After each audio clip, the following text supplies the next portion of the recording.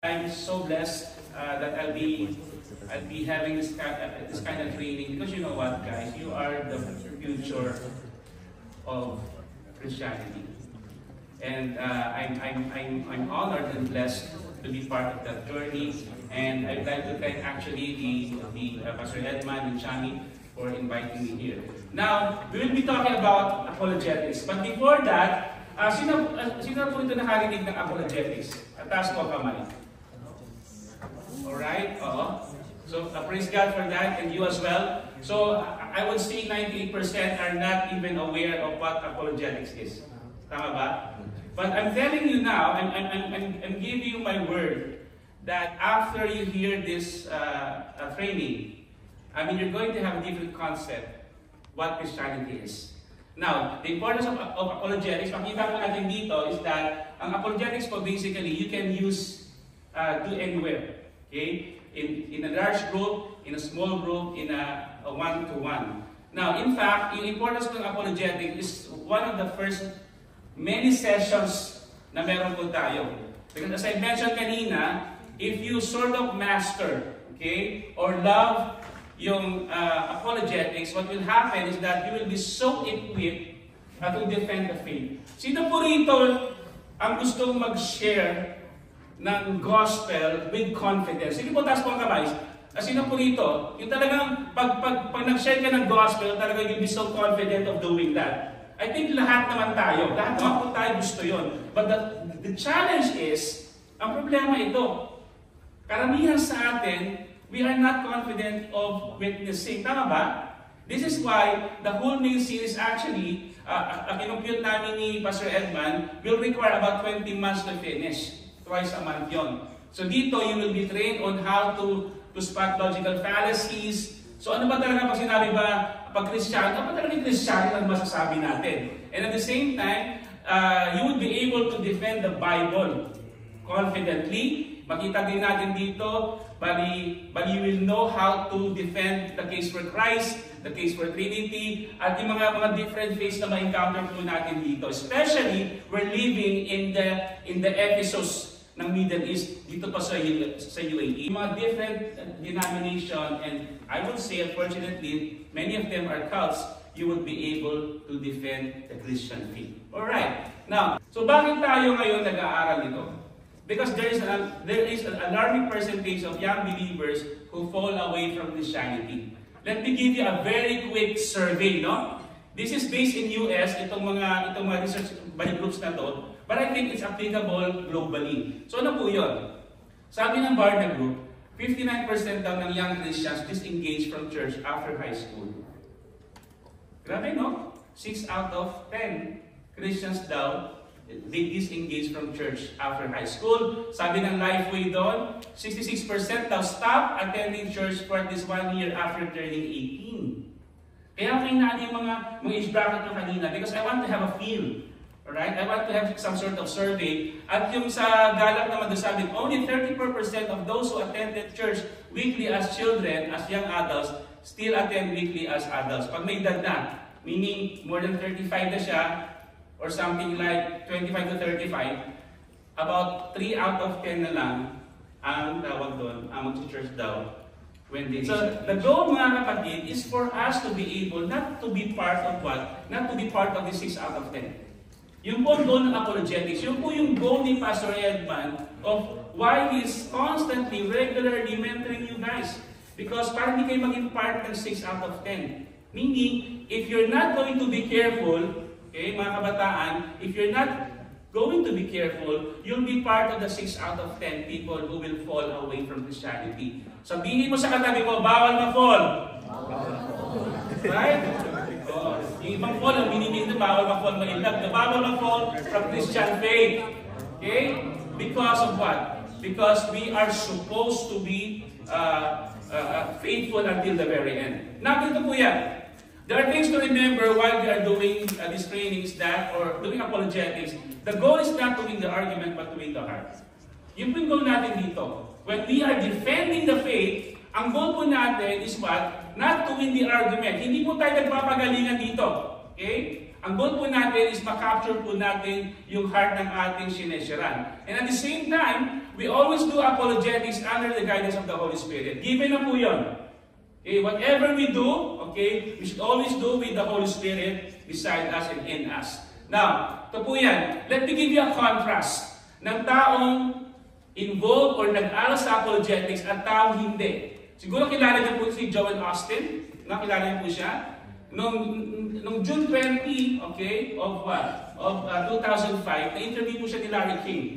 Si Larry King is used to be one of the major CNN po na anchor. And then sabi ni King, during the interview, sabi ni King, but you believe your way, no?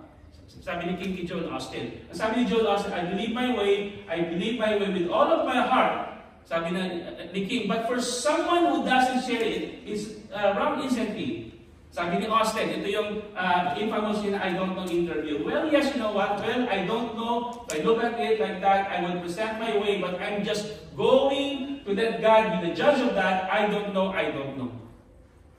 If you are in a church na ang pastor ninyo, ang sagot sa mga tanong is, I don't know, I think you would seriously consider na lumipat. Ano ba? Dapat kasi ang pastor natin, ang mga leaders natin, they know how to present the gospel accurately. Now, ang sabi doon ni King, so you make no judgment on anyone, no but I, and then, yun na, nag-collapse na actually interview. So this is a perfect example of a person who doesn't know anything about apologetics. Ayaw po natin na nag-share tayo ng gospel at hindi natin masagotawa. Magmumukha tayong ing sa ating kausap. And not only that, you're going to lose your reputation, but you're going to lose the chance of that person accepting Jesus Christ. At tingnan po natin dito, yung interview ni Rick Warren, Piers Morgan. Ito naman yung example ng isang tao naman na aral sa apologetics. Okay? Ang sabi doon ni Piers Morgan kay Rick Warren, sabi ganyan, do you personally believe that gay people are born gay? Okay? Or do they become gay? Are they made gay? Sabi ni Morgan kay Warren. Sabi, here's what we know about life. Look at the answer. Yung sagot po ni Rick Warren. Sabi niya, here's what we know about life. I have all kinds of natural feelings in my life, and it doesn't necessarily mean that I should act on every feeling. Okay? Sometimes I get angry and I feel like punching a guy in the nose. It doesn't mean I act on it. Sabi nyo, sometimes I feel attracted to women who are not my wife. I don't act on it. The mega church pastor continued. Okay? Following? Just because I have a feeling doesn't make it right. Not everything natural is good for me. I want you to remember that, guys. Just because I have a feeling doesn't make it right. Not everything natural is good for me. Sabi doon, Warren concluded his remarks on the topic by saying that he has chosen the Bible as the ultimate authority in his life, and the Bible clearly states that I'm in control of my actions. Saan po nanggaling yung portion na yun, just because I have a feeling doesn't make it right, not everything natural is good for me. Dito po yung nanggaling sa 1 Corinthians 10:23. Basahin natin sabay-sabay. 1, 2, 3. All things are but not all things are helpful or beneficial. Tandaan po natin mga kabataan. Sabi dito, all things are lawful, but not all things are helpful or beneficial. So, you can see the contrast. Nakita natin, guys, nakita natin yung sagot ng isang taong aral sa apologetics, like Rick Warren. But on the other hand, nakita din po natin yung sagot ng isang taong hindi aral. Sino ang gusto niyong tularan? Si Rick Warren o si Joel Austin? Now, don't get me wrong, I'm not against Joel Austin. Nanonood din ako ng kanyang mga videos. But I think in terms of sharing the gospel, I'm following this guy. And I realize that there is a great importance for us to know about Christian apologetics. Now, ito po yan. Nagsishare kayo ng gospel, naglalakad kayo sa Alwada Mall, kung saan man, sa mga classmates nyo, sa university nyo, and everything. And then, may lumapit sa'yo. So, Zem, may nagtanong sa'yo, sabi niya, why do bad things happen to good people? Diba? Nagtanong classmate ko, and then paano siya i-handle? Iba naman, nagtanong, what is the Trinity? No? May nagtanong din sa'yo, and then sabi niya gano'n, where did Cain get his wife? Right? And then, ito yung mga tanong pa rin iba. If God created the universe, who created God? By the way, some of these questions, naitanong na ba sa'yo? Sino po yung nakapagtanong, yung napagtanongan na nito? No? Other than Kirby, meron ba? Meron din sa'yo, no? Ikaw din. So these are questions. These are questions, yes. These are questions talaga. Some of them are valid. Some of them are what? Ay nang-uurot lang, nang-aasar lang. Di ba? Tama ba? Okay. So ngayon, pag hindi mo alam kung paano sasagutin, what will happen? Sasabihin mo ganun, ay pasensya ka na, naalala ko, pinilalaban pa na ako sa bahay. Uwi mo na ako, di ba? Yung imagine natin kasi bakit? It's very difficult for us to lay down, properly answer it. But I'm telling you now, may sagot po siya. May tamang pamamaraan ng sagot at may tamang pagsagot. In my 20 years of being a Christian, because of my knowledge about apologetics, I'm telling you, hindi po ako napaaway miski minsan. Because that's one of the things we're going to learn about doing apologetics is maiwasan po natin makipag-away in sharing the gospel. Bakit kasi? Pag nakipag-away ka, you defeat the purpose. Dahil gusto mo nga mawin yung tao eh. Okay? Ang mangyayari, sabihin mo, ang dami ng tanong, bahala ka sa buhay mo. Hindi pa sabihin ka na, tama ba? So, our goal is to do apologetics effectively and properly and convincingly. Okay, now ngayon, sadly, other faiths are often more motivated and better trained. If you have been living in the Philippines, makikita niyo po yung side dito, hindi po yung nagbebenta ng washing machine or Electrolux, no? But those are, nagpapahay-pahay po sila. Akala ko nung una, nag-aano sila, nagbebenta ng Electrolux kasi naka-white din sila ganon. Hindi pala. Okay? And then, marami pa siya. So ngayon, unfortunately, and this is a sad reality, mas binibigyan pa nila ng importance ang apologetics compared sa atin who is the holder of what? Of genuine truth. It is very, very sad. Dapat po tayo ang mas pa na masigasig na mag-defend ng ating faith because nasa atin ang katotohanan, tama ba? Now, sabi dito, another challenge of sharing the gospel or witnessing to others is that how do you witness to someone who doesn't believe in the Bible? Correct? Diba? Nakipag-usap ka sa nakipag-usap ka sa iba, ang sasabihin nila, naku, hindi ako naniniwala sa Bible mo kasi bakit? Meron kaming sariling holy books. If you're talking to Hindu, may Vedas, ang mga Jewish, obviously may Tanakh sila, ang Mormons, they have Book of Mormons, and then mga Taoism, Buddhism, meron sila. At you will be surprised to know, mga kabataan, that even yung mga Satanists, meron silang sariling Bible. This is a real challenge because of what? If you're going to defend somebody who doesn't believe in the Bible because they have their own holy books, ang mangyayari stalemate. Tama, no? Hindi mo pwedeng i-quote yung Bible because of what? Di sila niniwala dun eh. Kasi meron silang sarili. And because of apologetics, you will be able to learn as well that pag hindi mo pwedeng gamitin ang Bible, there are other different tools available in our arsenal. Ano po yun? You can use logic, you can use philosophy, you can use science, you can use mathematics, you can use archaeology. There are so many more. Pag ang kausap mo is hindi naniniwala sa Bible natin, these are the tools that you can use effectively. That's the best part of doing apologetics. Now, what is apologetics? Ang apologetics po is that hindi po yung, sorry po, tawag doon, apology, no, Christian po ako. We don't apologize of being a Christian. In fact, we are blessed to be a Christian. Palakpakan po natin.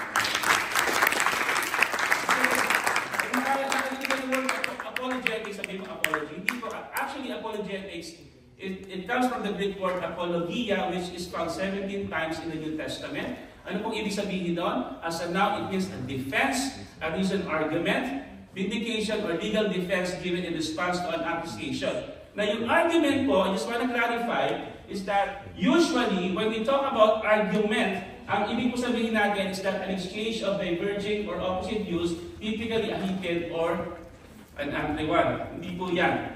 That was not the original meaning of argument. In fact, argument literally means that it is a reason or set of reasons given in support of an idea, action, or theory.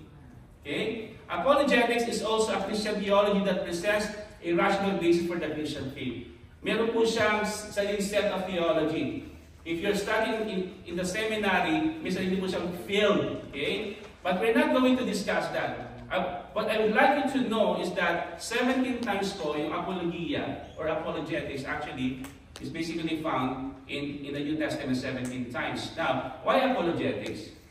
So, Pastor, tawag doon. Bakit? Parang dinadagdagan mo ata, dami-dami na nga pinag-aaral sa amin ni Pastor Edman, dadagdagan mo pa ng isa. No? So, why apologetics?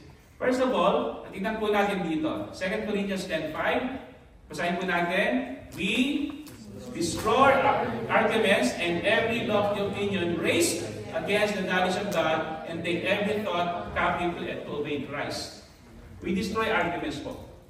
Whenever, okay, from this passage, you will learn that we are mandated by the Lord to destroy arguments and every lofty opinion. Pag nakarinig po kayo ng mga bagay na hindi po ayon sa salita ng Diyos, we destroy that arguments.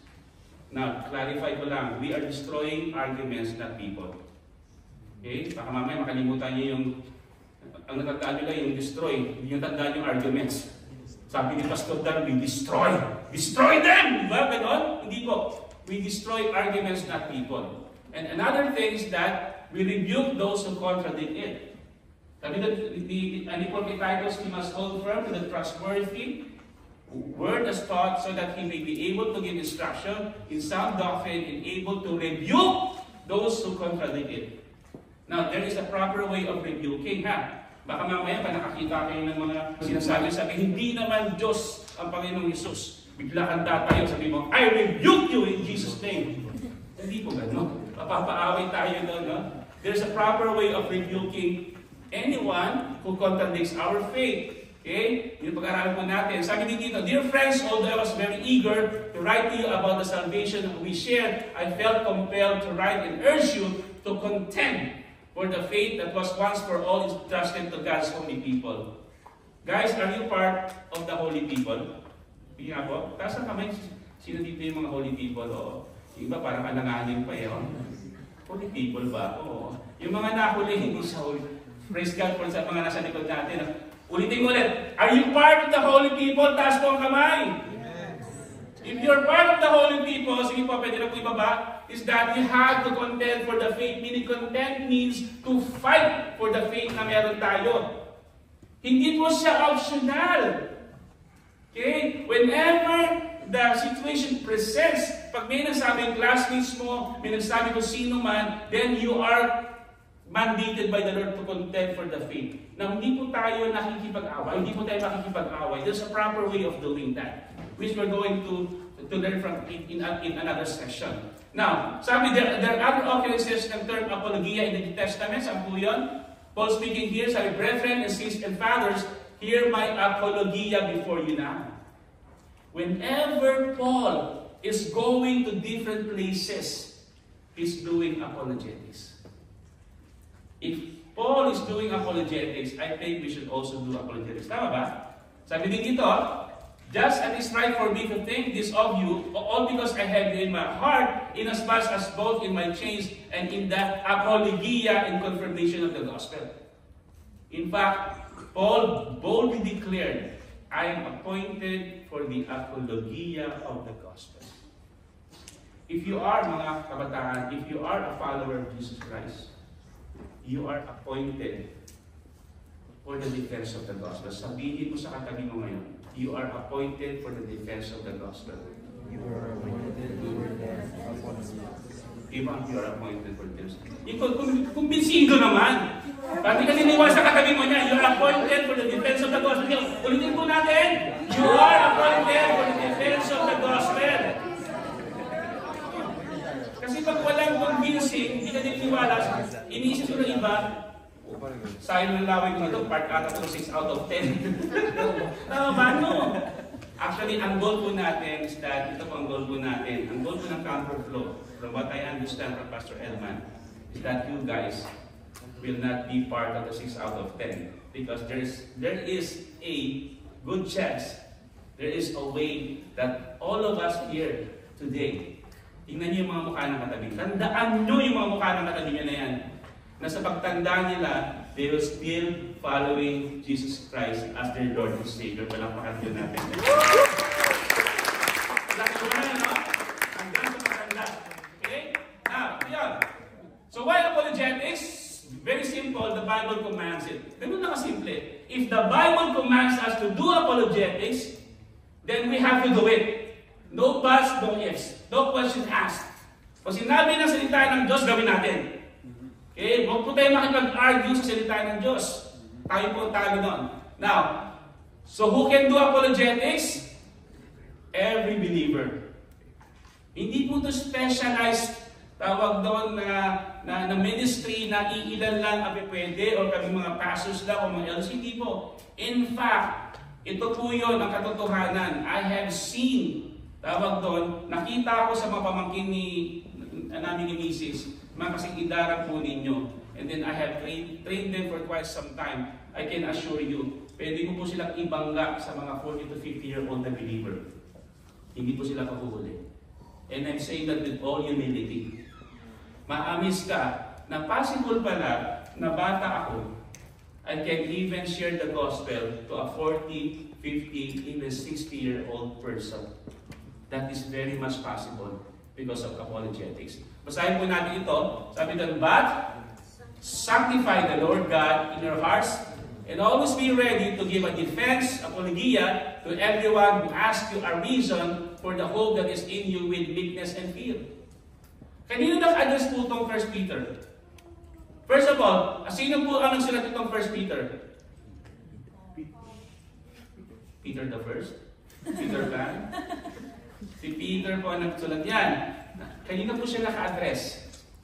Sa mga believers. Right? Hindi po ito naka-address sa mga believers. So, pero, para kanino po naka-address sa mga believers, pero para kanino siya? Para sa mga unbelievers, sabi daw, to everyone who asks you a reason. Okay? Ang sabi ni Peter, kayo mga believers, okay, should be what? Should we always be ready? Always mean what? Always means always. Hindi yan sabihin mo ganyan, ay hindi po ako pwede ngayon mag-share ng gospel kasi tawag doon, nag-pull off kami ng GF ko. Nag-pull off ka lang, tumigil na yung mundo ng gospel na hindi. Hindi po. Regardless of your situation, you should always be ready. Because this is the sad reality. There will come a time na masasalubong nyo yung tao na supposedly design na siya ng salita ng Diyos. And then, yung tao pala na yun, last chance ka na. Last chance ka na niya na makain ng gospel. Yung tao pala na yun, sumakay ng Air India. Na alam natin nag-crash recently. Tama ba? So meaning, ikaw, dahil hindi ka ready, tawag doon, nag-hibernate ka, kasi nag-LVO kayo ng boyfriend mo, what happened is that ayoko sharean siya. And then, you just found out, isa pala sa mga passengers na nag-crash. Alam niyo yung nag-crash, ano? Recently? You have missed your divine appointment, which will be accountable sa Panginoon, but ikaw kasi ang nilagay niya doon supposedly for that person to be saved. But for your personal reason, you did not do that. You missed your divine appointment na in the day of judgment, tatanungin, anong name mo? Hans po. Hans. Hans. In the day of judgment, Hans, the Lord will ask you, why did you allow your personal circumstances affect your ministry? I'm supposed to use you on that particular time and day, but you missed it. You missed the divine appointment, but that person missed eternity. Ikaw appointment lang, yung tao, eternity ang nawala sa atin.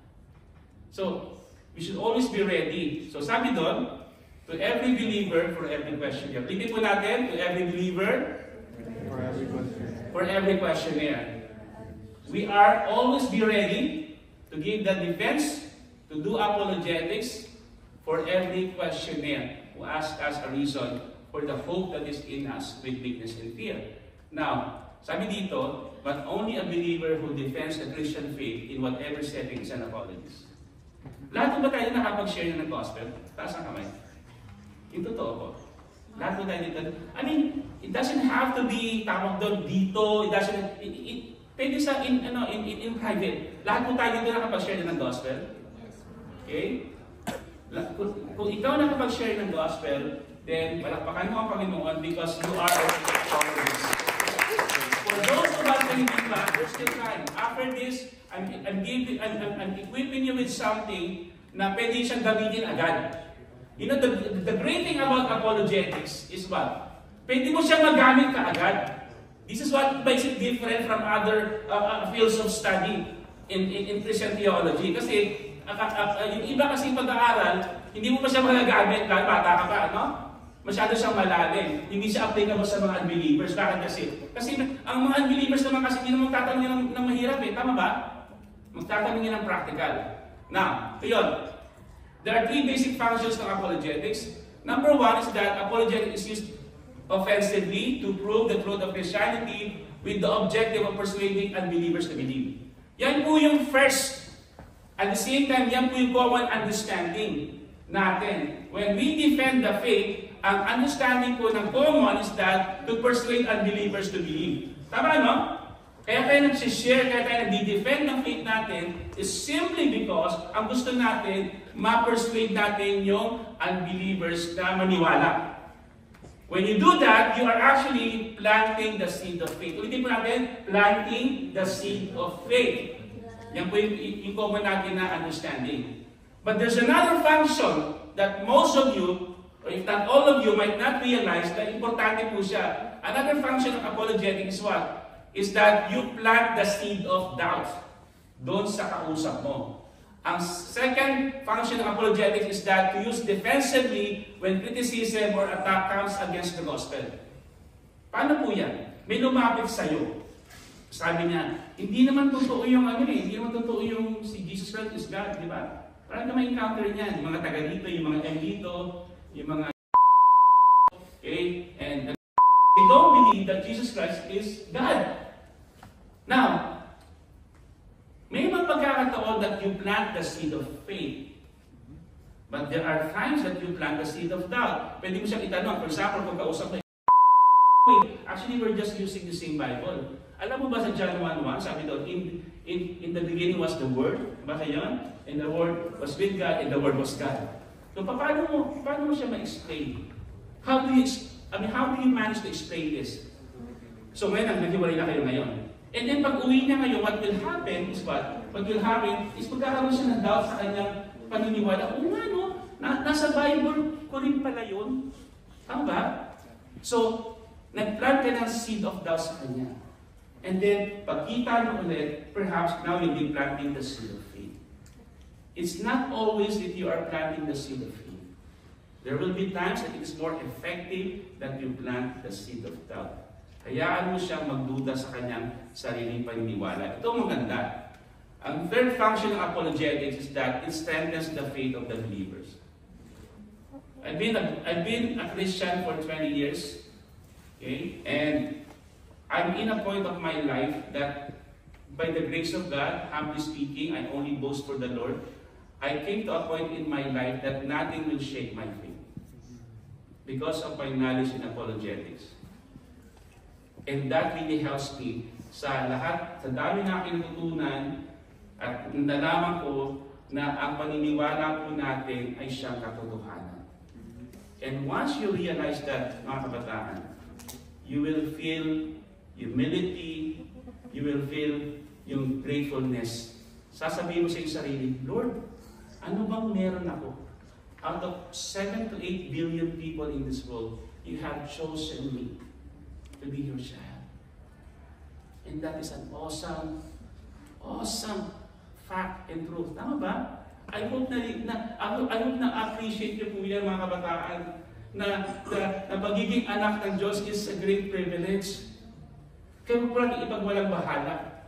So, yan po yung basic functions. And then, ano po yung role ng apologetics sa evangelism naman? And then, ayun po yung pre-evangelism. Kasi po, pag mag-share ka ng gospel, ito po yung katotohanan. It's the difficult task of removing objections and barriers to a genuine hearing of the Christian message.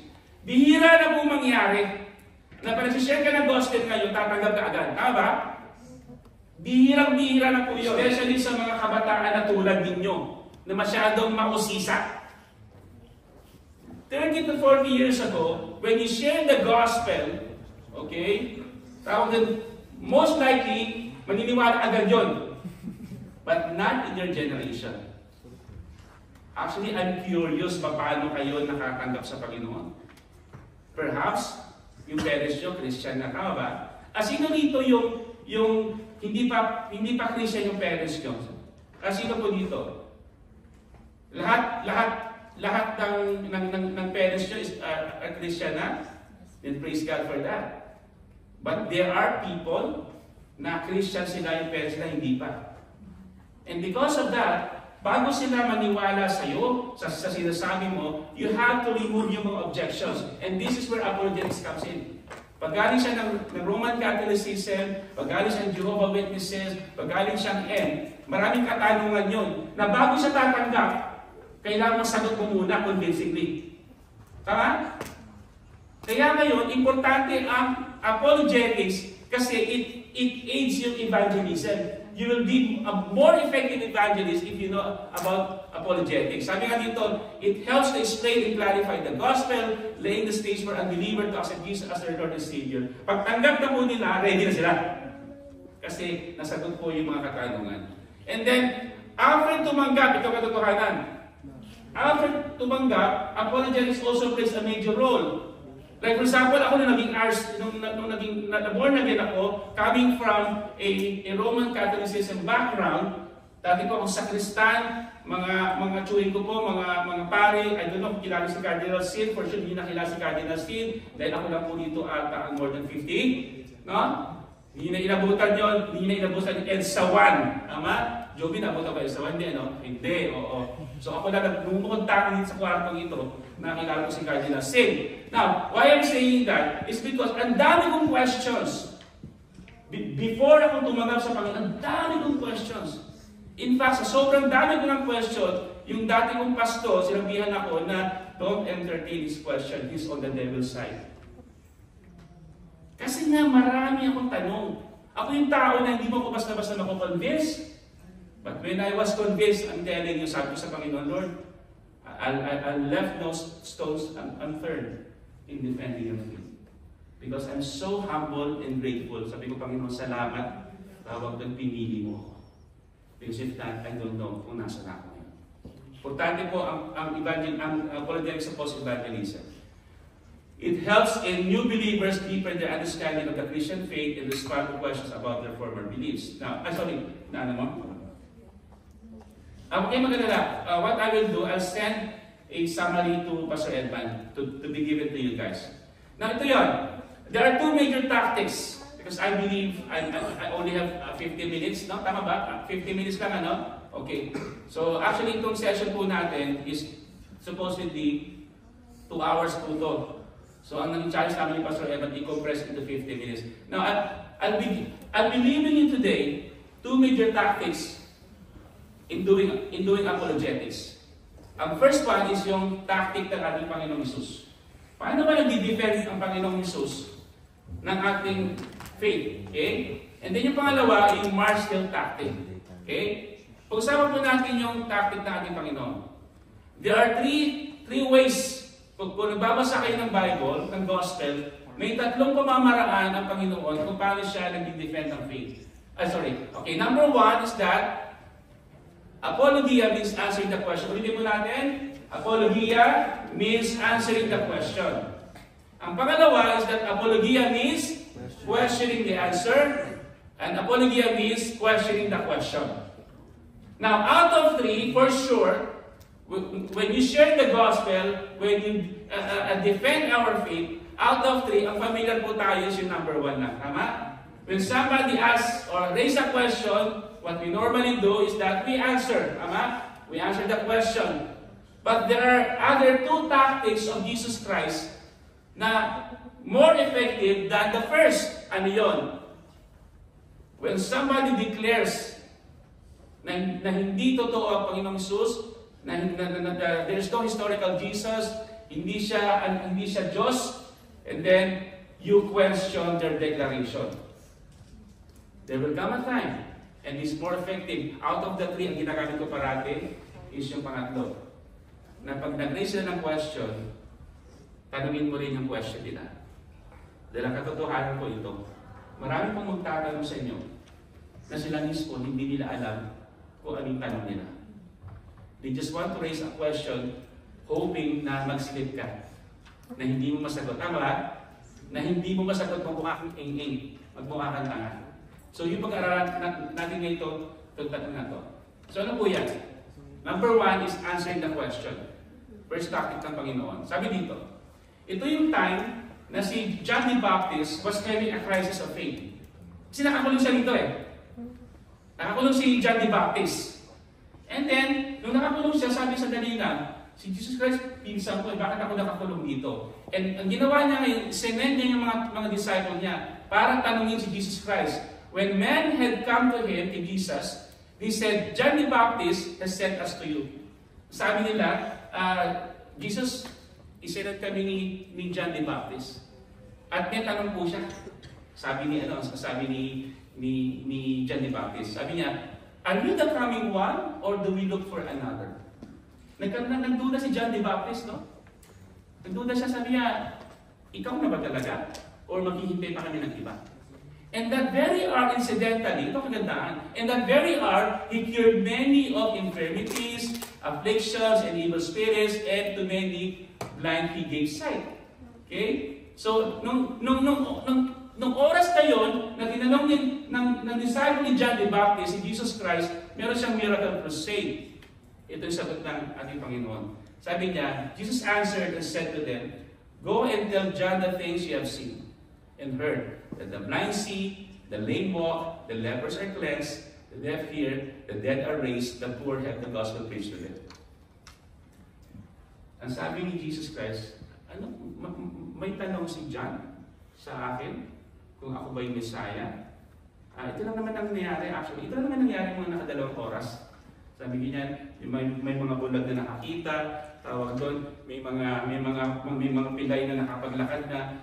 Bakit ginawa ni Jesus Christ siya? Nagmamayabang ba siya? Hindi. Actually, yung mga ginawa niya on that particular time is an allusion to Isaiah 61:1 and 1:2. The Spirit of the Lord God is upon me. Actually, we don't have time. I just want you to read this at home. Itong Isaiah 61 actually is a messianic prophecy. No? It's a prophecy in the Old Testament pointing to the coming Messiah. So, gustong sabihin dito ni Jesus Christ, sabihin sa dalila, sabihin, may tanong ka, ito ang sagot. And that's one of the most common tactics ng ating Panginoon na ginagawa din natin. Pag may nagtanong, may sagot. Tawa? Pag may nagtanong, may tutuwa yung mga lalaki. Pag may nagtanong, may sasagot. Nag-i-expect na sagot yung lalaki natin dito pasok. No?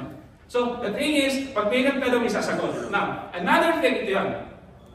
Sabi dito, ang katotohanan niyan mga kabataan is that may maraming pagkakataon na may magtatanong sa inyo because they want you to be tricked as a question.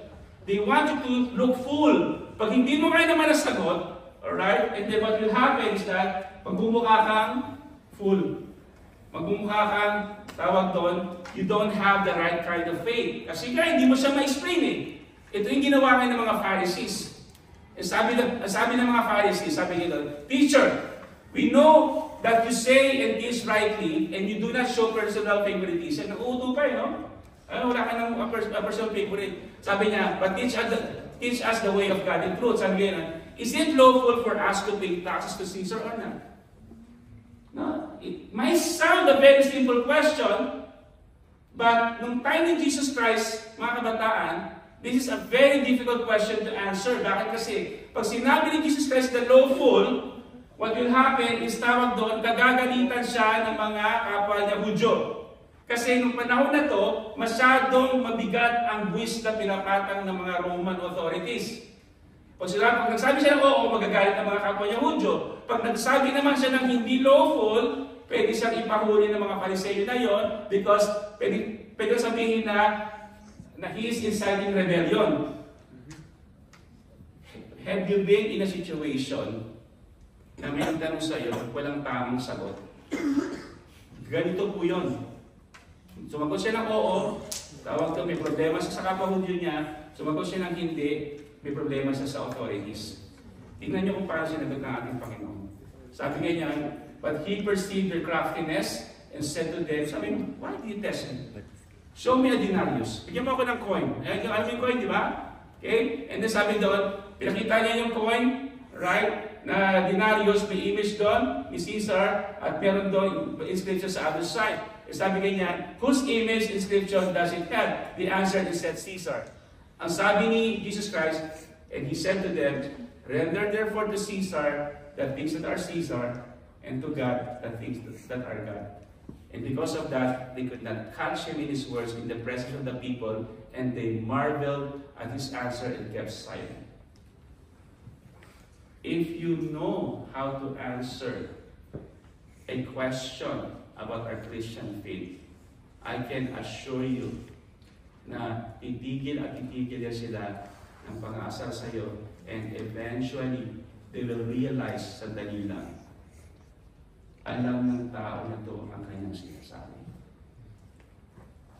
They will realize na sa dali lang, there is something genuine and true sa taong to that I need to know.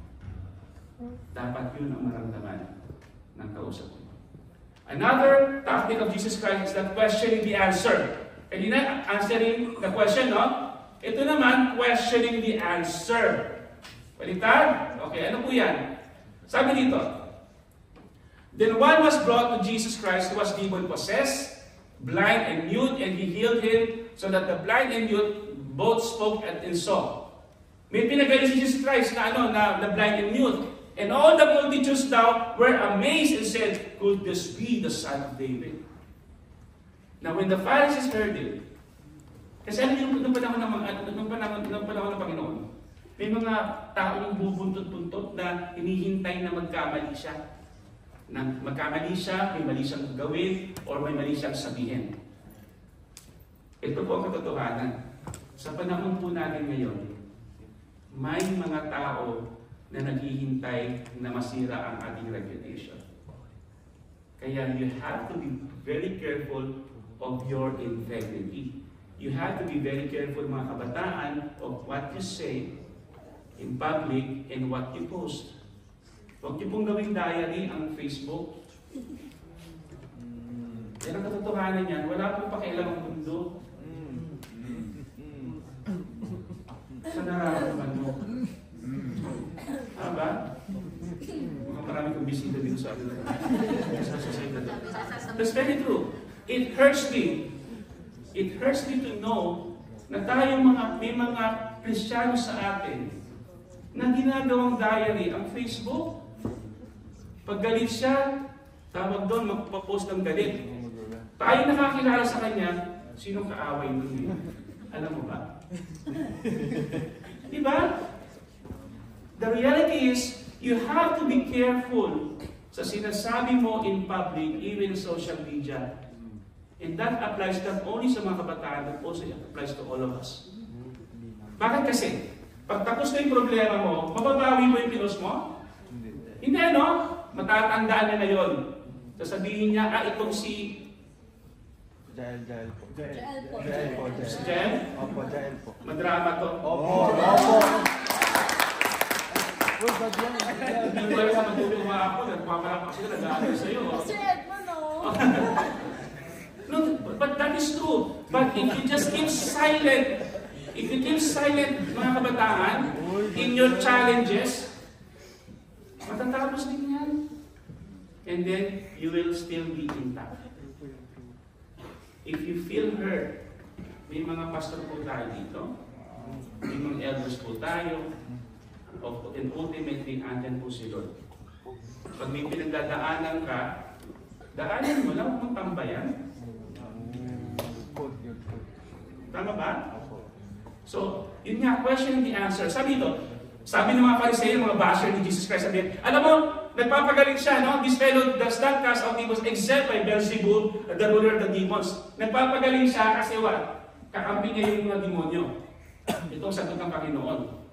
Sabi niya, But Jesus knew their thoughts and said to them, every kingdom divided against itself is brought to desolation, and every city or house divided against itself will not stand.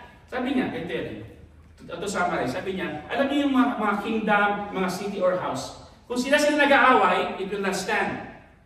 Ito yung kanyang question ngayon. If Satan casts out Satan, if what you're saying is true, that I am healing, okay, by the authority of Satan, then how will his kingdom stand? And then hinang niya na doon. One of the most effective way in sharing the gospel is to question and answer. Yung declaration niya. Pag may sabi sa'yo, hindi, alam nyo, pare-pareho lang naman yung Diyos. I mean, all roads lead to God. Tama ba? Sabi nga nun pare-pareho lang yan. Iglesia ni Cristo, born again, tawag doon, Islam, lahat yan pare-pareho lang. Pag nag-declare sila ng gano'n, ba ito ang sabihin mo, paano mo nasabing pare-pareho? Tama? And by the way, pag sinabi mong Diyos, ano pong ibig sabihin mo ng Diyos? Para pareho po tayo ng understanding. Pag sinabi niya, sabihin sa'yo, sabihin niya, pasensya ka na, naglalabhan pa pala ako ng kailangang uwi. Because the truth of the matter is what? Karamihan na nagtatanong, they themselves, they don't know the essence of their question. Are you following me? Sila mismo hindi nila alam, narinig nila sa TikTok yung tanong na yan, or nabasa lang nila, hindi papasa sa iyo ngayon. Kaya bago ka sumagot, ang gawin mo ganito, tanongin mo yung declaration nila. What do you mean by God? At paano mo nasabi na pare-pareho lang ang lahat ng religion? Kasi itong problema ko Kasi, tawag doon, yung Islam, yung Christianity, tsaka Judaism, sinasabi nila, there's only one God. Now, nung pagkausap ko naman yung Hinduism, sinasabi nila, there are many gods. Pagkausap ko na yung Buddhism naman, is that we will all be like God. So let me ask you, curious lang ako, sa sinabi ko sa iyo, paano mo nasabing pare-pareho sila? Tama ba? And what do you mean by that? Huwag ka agad sumagot. Tanungin mo yung declaration nila. Na ito maganda ngayon, pinakahuli. Question the question. Ulitin mo natin, question the question. When somebody raise a question, you question their question. Ganda, no? Ito yun. Tingnan natin kung paano ito ginawa ng Panginoon. Then some Pharisees and teachers of the law came to Jesus from Jerusalem and asked. Sabi ng mga Pharisees, kasi nakita nila, tawag doon, na hindi nag-uugas ng kamay yung mga disciples ni Jesus Christ pag kumakain. Ang tanong nila ganito, why do your disciples break the tradition of the elders? They don't wash their hands before they eat. Ba't di sila nag-uugas? Pag-dering pa naman. Parang ganun dating, no? Anong ginawa ng Panginoong Isus? Ginawa ng Panginoong Isus is what? Binalikan niya ng tanong din, and why do you break the command of God for the sake of your tradition? If you're going to study the Word of God, wala po doong batas na nagsasabi po na maghugas ng kamay bago kumain. Iba natuwa Bakit hindi naghugas ng kamay ko sa akin? Ay, salamat, wala palang batas. Nas-encouraging yun na huwag ka maghugas ng kamay. Lalo may pandemic tayo sa nakarang pandemic, di ba? What I'm trying to point out is that wala akong batas in the Jewish law na sinasabi na maghugas tayo ng kamay bago kumain. But that is only a tradition ng mga Hudyo. So sabi ng Diyos, sabi ni Jesus Christ, and why do you break the command of God for the sake of your tradition? Bakit kasi ano yung tradition na yun? Ang sabi ng Panginoon, di ba, merong batas, the one of the Ten Commandments, honor your father and mother. Pero may tradition po, ang mga Hudyo na ginawa nila ngayon is that pwede kang hindi tumulong financially sa parents mo, provided na yan i-offer mo sa synagogue. Kasi pwede mo siya gawin dahil tradition na ginagawa niya. Ano mas importante? The command of God or the traditions of men? The command of God. Whenever you are faced with two things, to follow the commandment of God and to follow yung tradition ng tao, you always follow the command of God. Always, 100%. Right? And then, sabi ito ganun, and a man with that shriveled hand was there looking for a reason to bring charges against Jesus. They asked him, is it lawful to heal on the Sabbath? Yeah, di ba? Kasi may Jewish law na bawal kumilos po pag Sabbath day. Right? Siguro aware kayo nun? So, sabi sa ng mga fans, sabi, is it lawful to heal on the Sabbath? Nag-raise ng question, tama? Anong ginawa ni Jesus Christ? Nag-raise din siya ng question. Sabi nito yan, if any of you has a sheep, pag meron kang sheep, at nag-fall siya doon sa pit on the Sabbath day, will you not take hold of it and lift him out? Sabi, hayaan mo na dahil Sabbath day siya? Di ba hindi? Kukunin mo siya. Even though the Sabbath day siya. So, ang tanong dito, how much more valuable is a person than a sheep? So, when Jesus was asked a question, He questioned the question. And thus, for me, out of the three, ayan po parati kong ginagawa. When somebody raise a question, bago ko sagutin, magtatanong muna ako ng 6 na question base doon sa kanyang question. At saka ko siya sasagutin. In fact, sa next session po natin yan. Pag-aralan kung kailan pa. Pwede magkakaroon ng next session, pag-pray po natin. Now, another tactic that I'm going to let you know is the martial tactic by Paul. Dito po tayo magtatapos. I mentioned to you, this is a 2-hour session na kinompress po natin in 50 minutes. Kanina, yung tactics ng Panginoong Susama, ano yan, no? Kita to, di ba? Answering the question the answer, and question the question. So, do you have a question? Wala pa, no? Sige, mamaya na, no? So, another tactic that I want you to remember, which is so effective, is yung martial tactic by Paul. Ano po yun? Ito yung passage na pag-usapan natin is nangyari po ito around 51 AD sa capital of Greece. At that time po, no 51 AD po, is that ang capital of Greece, yung Mars Hill o yung Areopagus, siya po yung center of literature, art, and philosophy. Diyan po naka-base si Hippocrates, Socrates, Plato, and Aristotle. Familiar names? So ngayon, tawag doon is that, ito po yung pangyayari dito. Sa Acts 17, I want you to study this at home. Okay? Para po sa mga umalis, ito po yung na-miss out ninyo. Nag-iwan ng sa akin. So, then Paul stood in the midst of the Areopagus and said, yan. Anong nangyari dito? Yung Mars Hill, yung Areopagus, yung malaking auditorium siya. Pumasok si Apostle Paul. And then sabi ni Paul stood in the midst of the Areopagus and said, Men of Athens, sabi ganyan, I perceive that in all things you are very religious. For as I was passing through and considering the objects of your worship, I even found an altar with this inscription, to the unknown God. Ito pong Mars Hill na to actually, yan po itsura niya, no? Malaki po yan dati. Malaking auditorium yan. Nung time ni Paul, ang dami po niyang mga rebultong matataas.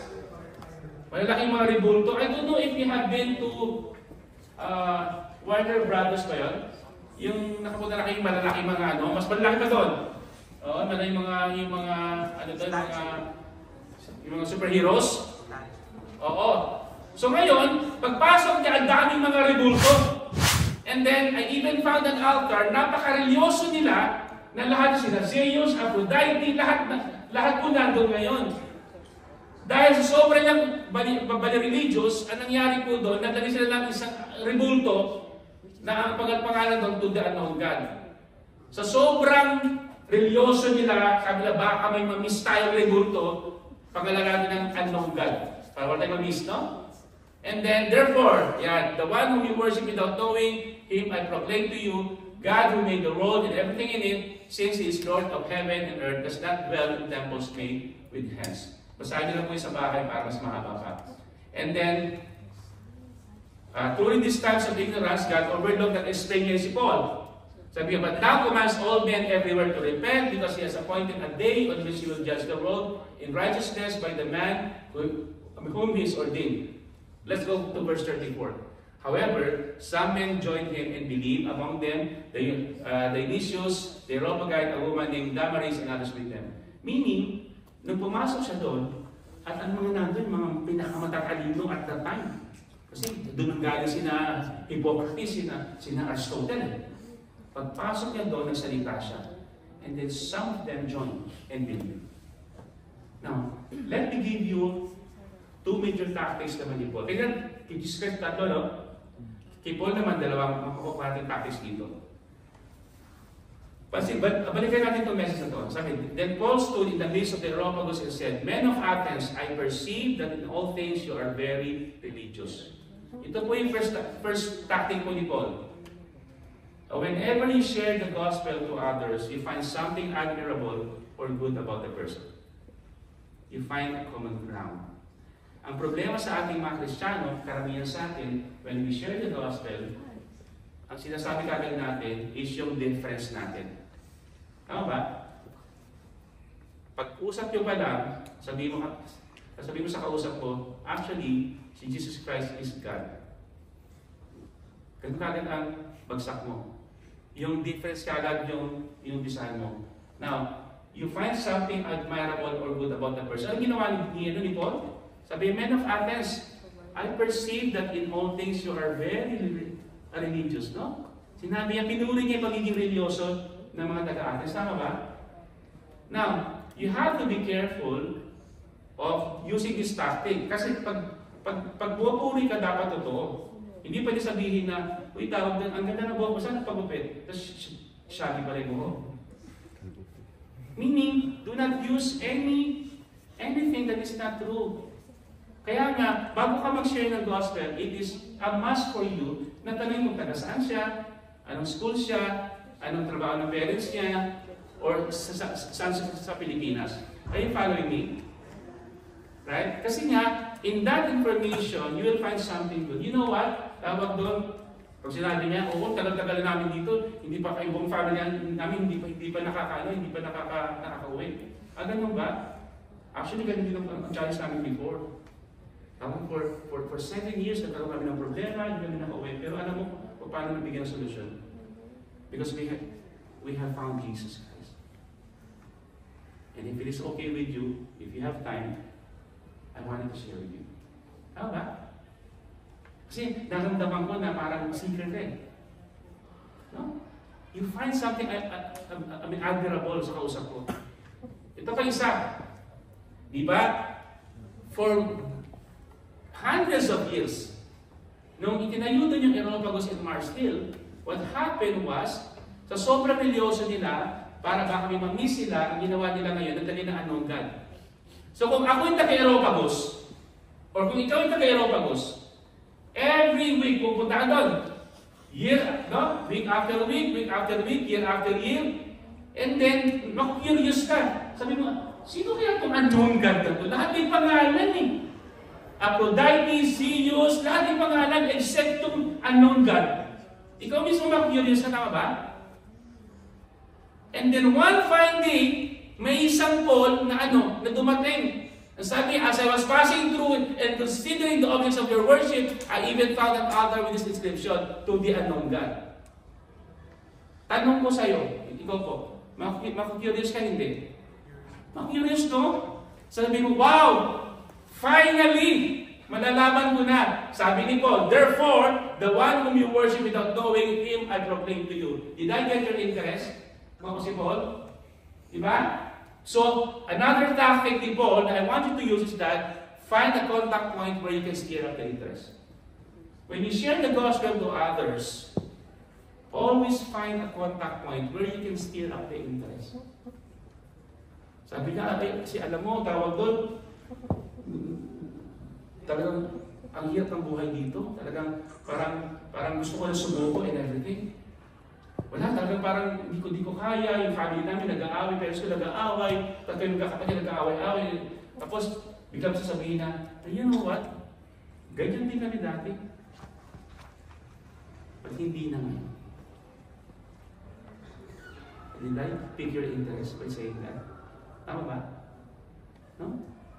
Yung problema mo, ngayon, sinasabi ko sa iyo na ganyan kami dati, hindi na ngayon. Mag-interesado ka or hindi? Mag-interesado ka, tama ba?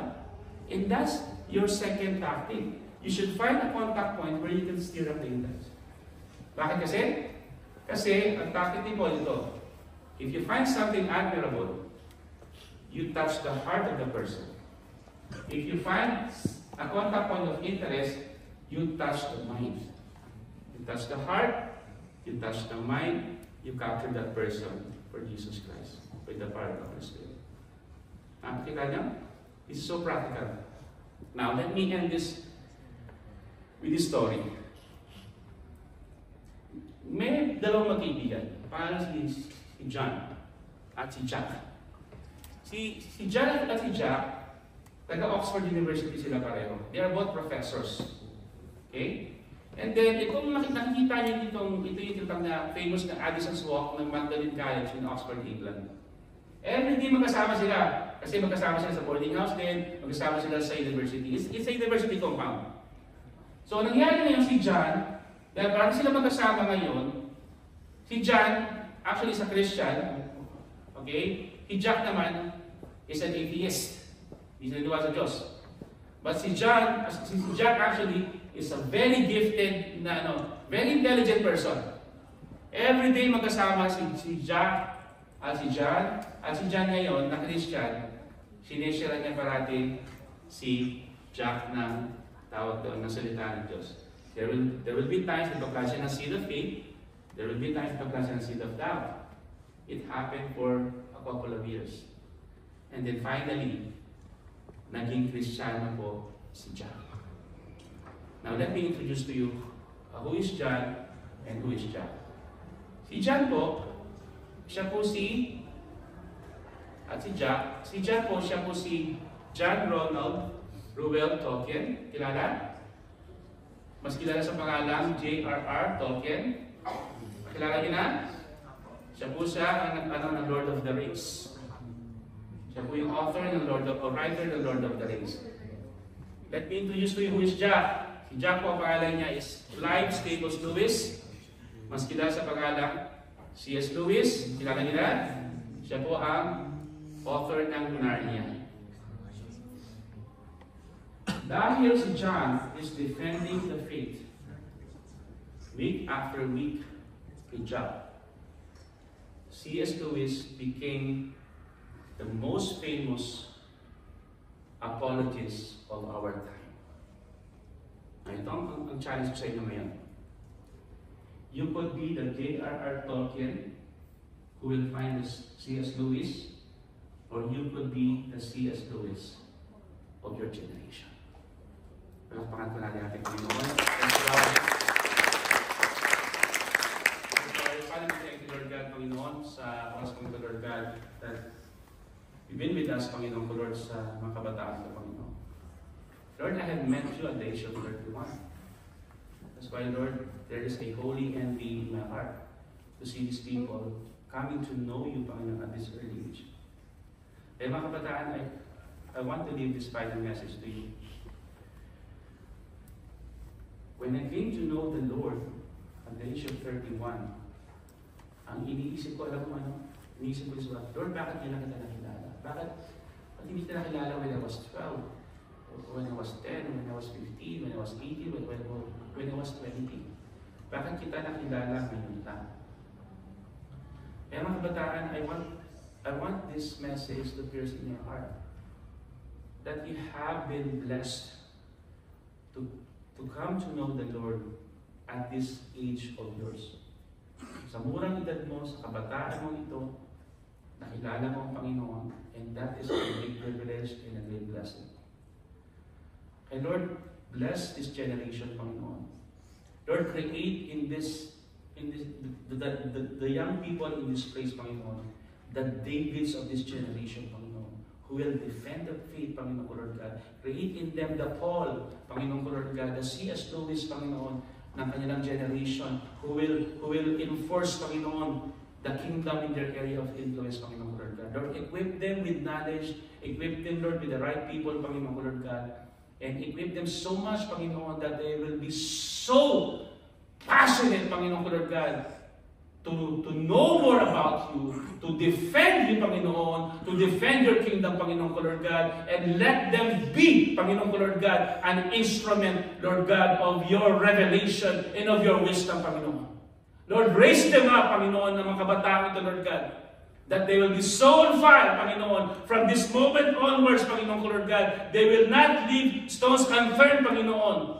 They will be, Lord God, so passionate in reaching out sa kanilang mga kapwa kabataan, Panginoon, Lord God. They will be reaching out even to the older people, Panginoon. And then these people, Lord God, will see the fire in them, Panginoon ko, Lord God. And they will be inspired, Lord God, to come to know you because of the lives of these young people in this place, Panginoon.